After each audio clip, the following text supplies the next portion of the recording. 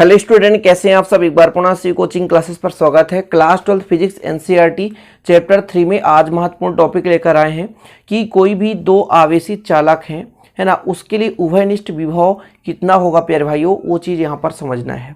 मान लीजिए आपके पास ए और बी दो आवेशित चालक हैं, है ना। कहने का मतलब प्यारे भाइयों, इनमें हम आवेश देते हैं तभी तो ये आवेशित होंगे। तो आवेशों के पुनर्वितरण में उभयनिष्ठ विभव के लिए व्यंजक कितना होता है, उसके लिए यहाँ पर गणना करना है। ठीक है, क्लियर इतना कि ये क्वेश्चन कैसे आता है प्यारे भाइयों। आवेशों के पुनर्वितरण में उभयनिष्ठ विभव के लिए व्यंजक की स्थापना कीजिए। महत्वपूर्ण टॉपिक है। और एक क्वेश्चन इससे आता है कि आवेशों के पुनर्वितरण में ऊर्जा हानि का व्यंजक, यानी कितना ऊर्जा लॉस होता है, तो उसको हम अगले वीडियो में प्रोवाइड कराएंगे। अभी इस वीडियो के माध्यम से केवल उभयनिष्ठ विभव का स्थापना करेंगे। ठीक है, तो मान कर चलते हैं आपके पास ए और बी दो क्या है, पृथक्कृत चालक गोले हैं। मतलब ए और बी दोनों अलग अलग हैं। पृथक्कृत का मतलब होता है अभी एक दूसरे से संबंधित नहीं है।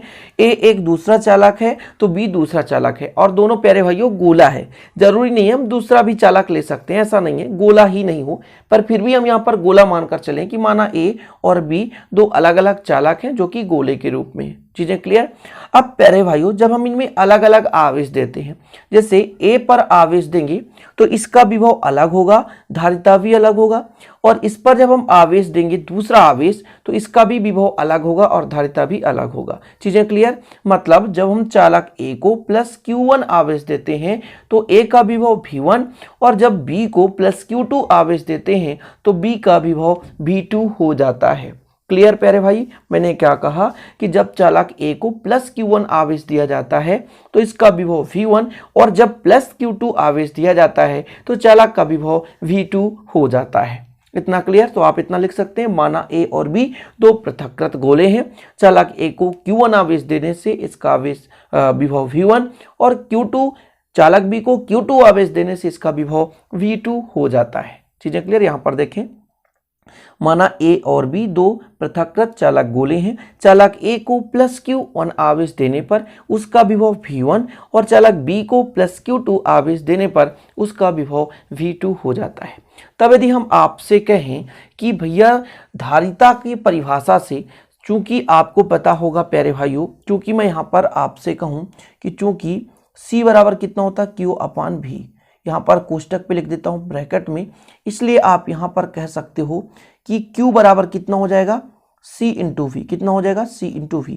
अब 1 के लिए बात करेंगे तो C1V1, व Q2 यदि आपसे कहूँ प्यारे भाइयों तो C2V2।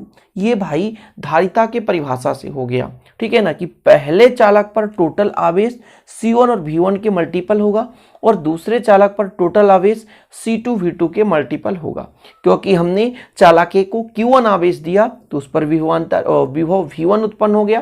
ठीक है, और चालक बी को हम Q2 आवेश दिए तो उस पर जो विभव V2 हो गया। चीजें क्लियर हो गई इतना। चलो, अब हम आपसे कहें कि कुल आवेश कितना होगा, तो आगे आप लिखेंगे कि कुल आवेश कितना, कुल आवेश कितना होगा प्यारे भाइयों, Q बराबर, तो दोनों आवेशों को जोड़ दें, Q1 प्लस Q2, दोनों आवेशों को जोड़ दें तो कितना हो जाएगा डियर।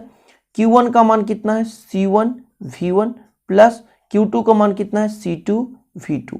ये टोटल आवेश के बराबर है। ठीक है, इतना Q बराबर, इसको आप समीकरण 1 दे सकते हैं। इतना क्लियर है। अब इसके बाद प्यारे भाइयों, यदि हम दोनों चालकों को जोड़ दें, कैसे, इस प्रकार से, यदि दोनों चालकों को जोड़ दें तो इनका विभव समान हो जाता है। क्योंकि हम मानते हैं प्यारे भाइयों कि यदि ए का विभव अधिक है तो ए का विभव किधर जाएगा, बी की ओर जाएगा। कारण होता है कोई भी प्यारे भाइयों दो चालक हैं, और यदि एक चालक पर विभव अधिक है और दूसरे चालक पर विभव कम है, तो जब हम दोनों को जोड़ देंगे किसी चालक तार के माध्यम से, तो आवेश जो होता है अधिक विभव से कम विभव वाले चालक की ओर प्रवाहित होने लगते हैं, जिसके कारण दोनों चालक पर जो विभव होता है समान हो जाता है। ठीक है प्यारे भाई, मैंने क्या कहा कि दो चालक हैं, एक पर अधिक आवेश मान के चलता हूं, एक पर कम आवेश। जैसे यहाँ पर अलग है आपके पास, एक पर अधिक आवेश और एक पर कम आवेश है।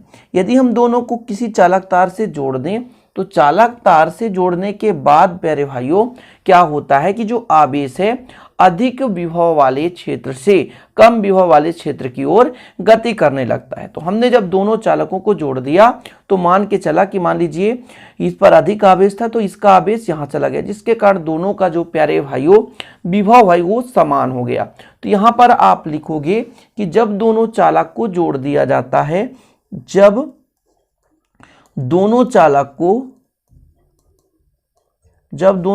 को जोड़ दिया जाता है, क्या किया जाता है, जोड़ दिया जाता है, तो आवेश कहां से कहां की ओर चलेगा, आवेश अधिक विभव वाले क्षेत्र से कम विभव वाले चालक की ओर चलता है। ठीक है, क्लियर, कम विभव वाले चालक की ओर गति करता है, जिसके कारण प्यारे भाइयों विभव समान हो जाता है। क्या हो जाता है, विभव समान हो जाता है। ठीक है ना, इतना क्लियर, इतना लिखना है। और इसके बाद इस डायग्राम को भी आपको नोट्स में बनाना है, ये दोनों डायग्राम। कारण क्या है प्यारे भाइयों, क्योंकि इसको हमने जोड़ दिया। तो यहां पर आपने सीखा कि जब हम दो आवेशी चालकों को जोड़ दें तो अधिक आवेश वाले क्षेत्र से कम आवेश वाले क्षेत्र की ओर आवेश का प्रवाह होता है, जिससे विभव समान हो जाता है। तो यहां पर मैं आपसे कह दूं कि उभयनिष्ठ विभव कितना होगा, माना उभयनिष्ठ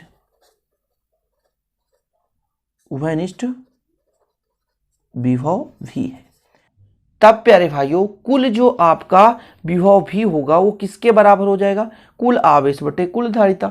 विभव का फार्मूला आपको पता ही है, तो यहां मैं आपसे कह दूं तब V इक्वल कितना हो जाएगा, तो आप लिखोगे कुल आवेश, क्या, कुल आवेश बटे प्यारे भाइयों क्या हो जाएगा, कुल धारिता। कुल आवेश कितना है, Q1 प्लस Q2 है। कुल धारिता कितना है, C1 प्लस C2 है। कुल धारिता दोनों को जोड़ देंगे तो कुल धारिता निकल आएगा।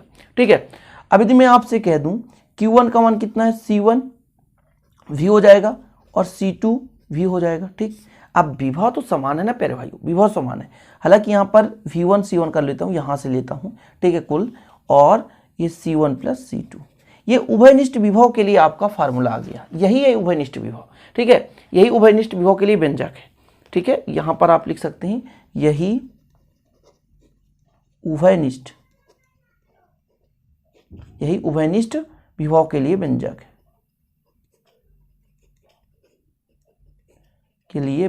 है।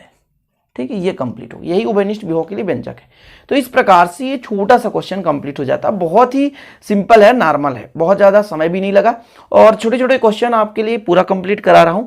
और इसके अब दो क्वेश्चन और बच गए। कौन कौन से क्वेश्चन, एक आवेशों के पुनर्वितरण में ऊर्जा हानि, ठीक है, और एक क्वेश्चन आता है वान डी ग्राफ, जिसको मैं 2 वीडियो के माध्यम से इस चैप्टर को कंप्लीट करा दूंगा। इसके बाद ऑब्जेक्टिव न्यूमेरिकल तो चल ही रहे हैं, क्रम से मैं वीडियो आपको देता रहता हूं, तो आप लोग अच्छे से तैयार करते रहें, है ना। इसी प्रकार वीडियो आपको मिलता रहेगा। वीडियो पसंद आए तो लाइक जरूर करें और दोस्तों के साथ शेयर करें। मिलते हैं अगले वीडियो में, तब तक के लिए जय हिंद, वंदे मातरम।